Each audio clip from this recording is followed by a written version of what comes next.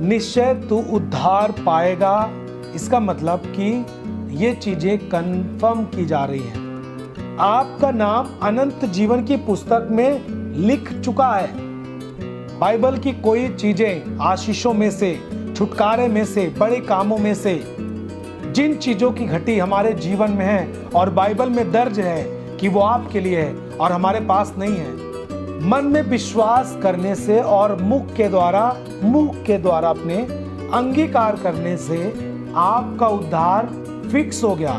निश्चय आप उद्धार पाएंगे। आप हमारे साथ निकालें रोमियो की पत्री उसका 10 अध्याय और उसका 9 वचन हम पढ़कर आपसे बात करेंगे। यहां पर लिखा है, यदि तू अपने मुंह से प्रभु यीशु को प्रभु जानकर अंगीकार करे और अपने मन से विश्वास करे कि परमेश्वर ने उसे मरे हुओं में से जिलाया, तो तू निश्चय उद्धार पाएगा। ये कंफर्म किया जा रहा है आपके उद्धार के लिए।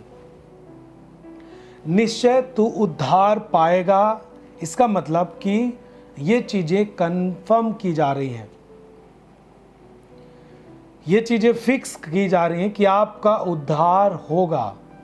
कब?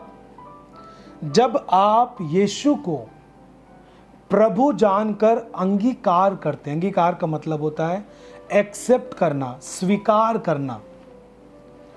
और आपको स्वीकार करना है, अंगीकार करना है अपने मुख के जरिए, और आप मन में विश्वास करें यदि कि यीशु को परमेश्वर ने मरे हुओं में से जिलाया, तो 100% आपका उद्धार कंफर्म है। इसका मतलब विश्वास के साथ अंगीकार करने से, यानी बोलने से, घोषणा करने से आप मसीह में उद्धार प्राप्त कर सकते हैं। उसके साथ साथ आप मसीह में दी गई आशीषों को आप प्राप्त कर सकते हैं, यानी आप सब कुछ प्राप्त कर सकते हैं। मुंह से अंगीकार करना, मन से विश्वास करना, आपका उद्धार हो जाता है। यह वचन कि यदि हम गहराई में जाएं तो ये हमें साफ साफ इस बात के लिए उत्साहित करता है कि विश्वास के साथ अंगीकार करने से, विश्वास के साथ बोलने से, विश्वास के साथ वचन को घोषणा करने से हम मसीह में दी गई सब आशीषों को और सब कुछ प्राप्त कर सकते हैं। सब बोले आमीन। परमेश्वर आज के वचन को देकर आपको ऊंचाई की ओर ले जाना चाहता है, एक नए स्तर की ओर लेके जाना चाहता है। अब आप देखें यहां पर कि आपको सिंपल सा अपने मुख से अंगीकार करना है यीशु को प्रभु जानकर। अब आप सोचें कि मुंह से केवल प्रभु जानकर यीशु को प्रभु अंगीकार करने से आपका उद्धार हो गया। आपका नाम अनंत जीवन की पुस्तक में लिख चुका है। मन में विश्वास करने से कि यीशु मसीह मेरे लिए आया इस दुनिया में, मेरे पापों के लिए मारा गया, मेरी चंगाई के लिए उस पर कोड़े पड़े, उसने कोड़े की मार खाई, उसने क्रूस पर मृत्यु सह लिया ताकि हम जीवन को पाएं, और वो मृत्यु को हराकर तीसरे दिन जी उठा ताकि मृत्यु का हम पर कोई अधिकार न रहे। जब इस बात पर हम विश्वास कर लेते हैं तो हमारा उद्धार फिक्स हो जाता है। जब हमारे मन के अंदर विश्वास करने से और उस विश्वास के द्वारा मुंह से अंगीकार करने से जब हमारा उद्धार हो सकता है, तो मसीह में आपको आशीषें और आपको चमत्कार और आपके जीवन में अद्भुत काम क्यों नहीं हो सकते।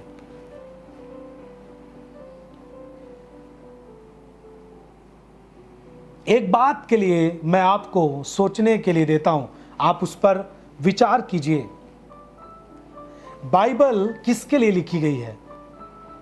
हमारे और आपके लिए, हाँ या नहीं? बाइबल में दी गई भविष्यवाणियां किसके लिए हैं? हमारे और आपके लिए, हाँ या नहीं?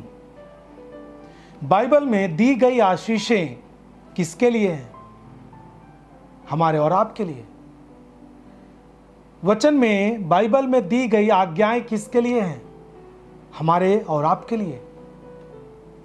यीशु मसीह दुनिया में क्यों आया? हमारे और आपके लिए।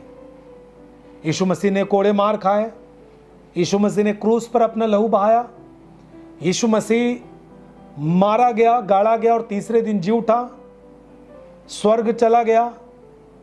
उसने हमें आशीषें दी, हमें अधिकार दिया। जो कुछ बाइबल में आशीषें, अधिकार, जो चीजें लिखी गई हैं, वो किसके लिए हैं? आप बोले हमारे लिए और आपके लिए। जब इसमें दी गई चीजें हमारे लिए हैं, तो हम इसे प्राप्त क्यों ना करें? हम इसे अपने जीवन में क्यों ना लें? यदि इसमें से कोई चीजें हमारी जिंदगी में नहीं है, बाइबल की कोई चीजें आशीषों में से, छुटकारे में से, बड़े कामों में से, जिन चीजों की घटी हमारे जीवन में है और बाइबल में दर्ज है कि वो आपके लिए है और हमारे पास नहीं है, तो क्या हमें उन चीजों को नहीं लेना चाहिए? क्या हमें उन चीजों को प्राप्त करने के लिए यत्न नहीं करना चाहिए? करना चाहिए, क्योंकि जो कुछ भी इसमें लिखा गया है वो आपके लिए है, वो मेरे लिए है। कोई भी हमसे और आपसे कोई भी आशीषें दूर नहीं रखी गई हैं। बाइबल की कोई भी चीजें हमसे और आपसे दूर नहीं रखी गई हैं। वो सब कुछ जो इसमें दर्ज है, परमेश्वर का प्रेम, परमेश्वर का हृदय, परमेश्वर की बातें, चंगाई, छुटकारा, धन की आशीषें, श्राप से आजादी, पापों से छुटकारा, जयवंत जीवन, एवरीथिंग, जो कुछ भी आप बाइबल में देखते हैं, स्वर्ग में आपका नाम, उद्धार, अनंत जीवन, सब कुछ आपके लिए है। और यदि इनमें से कुछ चीजें आपसे दूर रह गई हैं, कुछ चीजों से आप वंचित हैं, तो उन चीजों को कैसे प्राप्त करना चाहिए?